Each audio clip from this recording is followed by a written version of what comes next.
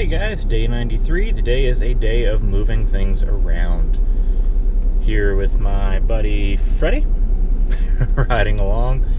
And today is just a logistics day. The weather honestly kind of sucks outside. It's hot, humid, raining every so often. It's been doing that for the past couple days, and it looks like it's going to do it for most of the week. So we might get some inside prep work done, some video work, web stuff, things like that. We have a meeting tomorrow night. Most of the key players, so we're going to set our dates, set our times, pricing, if we're going to do any upcharges this year, talk out zombie paintball, a few different things. So still the preliminary stages, but at least we're starting to get into some fun stuff with Freddy and all sorts of speakers and tech and whatnot in the totes, just moving and staging. A lot of logistics and haunting. So, might have another update later, depending how the rest of the day goes. Hopefully get into some prop building maybe tonight. Here's hoping.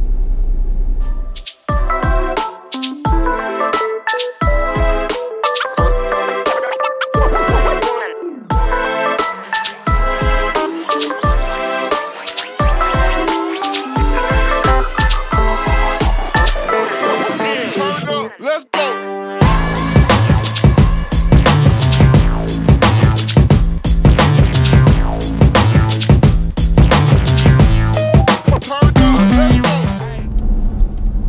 Question we're struggling with this year, or at least I'm struggling with. A lot of our guys want to move the haunt into not quite extreme territory, but adding a touch component. And I want to do this, but I'm also obviously concerned about the liabilities and whatnot. This area, South Jersey, doesn't really have many haunts at all, which is, I think, why we've done so well in part.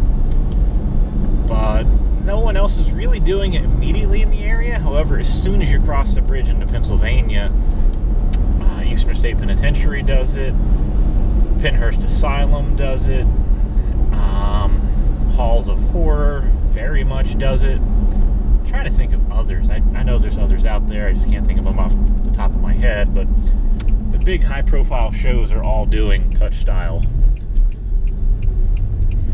So we're thinking of doing kind of a hybrid. We already do the glow necklaces for Take It Easy, The Monster Be Good, that sort of thing for the younger kids, because we do want to remain family friendly. Thinking possibly using, since it's a medical theme, some surgical masks, something like that. I mean, they're $9 or $10 for 100, so it's not going to break the bank.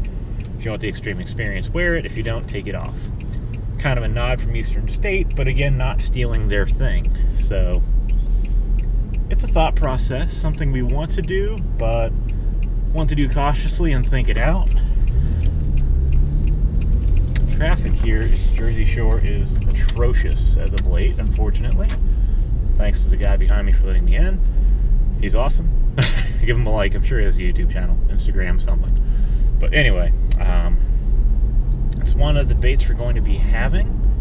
I think it would attract more teens and adults to the show rather than just families, but if we keep the glow bracelets for the kids, for the safer, less intense experience, we'll really have a three-level show. The kid-friendly, the general public, and then the more extreme attention-seeking audience members. Of course, we're going to be going with no touching below the shoulders or anywhere near or above the waist. So that way, you know, ankles, things like that are in game. Or hair, face, of course, careful face.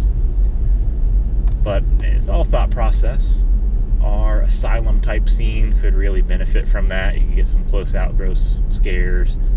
Medical scene, we might incorporate medical exam table, wheelchair, something like that.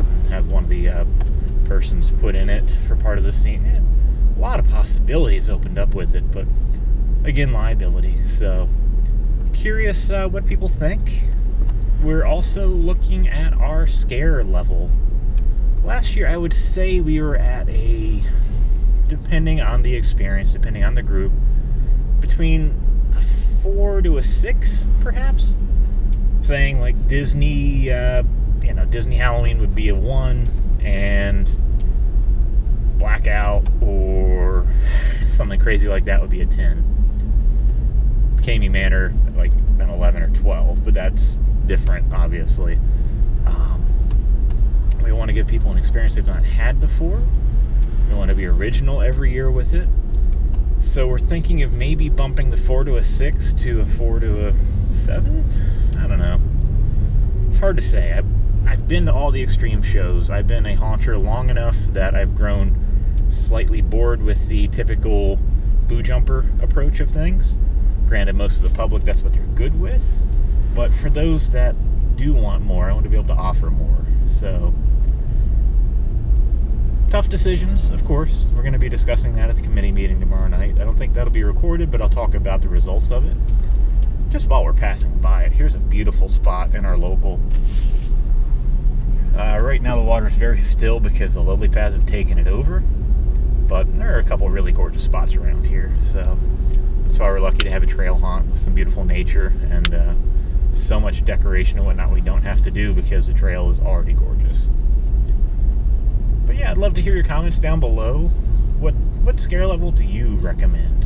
What do you think's most appropriate? We're even thinking about maybe gauging it throughout the night. The first hour is a 4 to 5, the second hour is a 5 to 6, the third hour till the end of the night is a 6 to 7, maybe? Hard to say. But it's something every haunt goes through. We're still a little bit newer, so we're still feeling out our audience. Our audience is still defining itself. We did times and we did attendance and donations and money tracking last year, but we didn't really do demographic tracking. For the most part, it seemed to be teenagers and younger families. There were a couple grandparents here and there, but that was the odd number. So definitely we'll be doing some demographic tracking on who exactly is there this year.